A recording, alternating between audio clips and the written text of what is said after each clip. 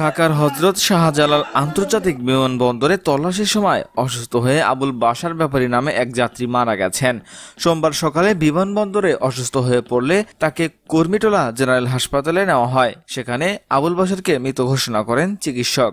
বিমানবন্দরে নিরাপত্তার দায়িত্বে থাকা এভিয়েশন সিকিউরিটি ফোর্সের এক কর্মকর্তা বিষয়টি নিশ্চিত করেছেন। আবুল বাশার শরীয়তপুরের নাওরিয়া উপজেলার পোনাইখারকন্দি গ্রামের ওমর আলী ব্যাপারীর ছেলে। তিনি বসুন্ধরা সিটি শপিং মলে সিয়াম ইলেকট্রনিক্স ও ফ্রম স্টুডিও মোবাইল শোরুমে চাকরি করতেন। বিমানবন্দরের কর্মকর্তারা জানান, রোববার রাত 2টায় এমিরেটস এয়ারলাইন্সে একটি ফ্লাইটে দুবাই থেকে ঢাকা যাওয়ার উদ্দেশ্যে রওনা হন আবুল বাশার। ফ্লাইটটি সকাল 8টা 40 মিনিটে শাহজালাল আন্তর্জাতিক বিমানবন্দরে অবতরণ করে। ইমিগ্রেশনের আনুষ্ঠানিকতা শেষে লাগেজ নিয়ে বিমানবন্দর কাস্টম গ্রিজ চ্যানেল পার হওয়ার সময় তল্লাশির মুখে পড়েন তিনি। লাগেজে শুল্কমুক্ত পণ্য থাকার বিষয়ে তাকে জিজ্ঞাসাবাদ করেন কাস্টম কর্মকর্তা। এ সময় আবুল বাশার অসুস্থ হয়ে পড়েন। তাকে কুর্মিটোলা হাসপাতালে নেওয়া হলে চিকিৎসকরা তাকে মৃত ঘোষণা করেন।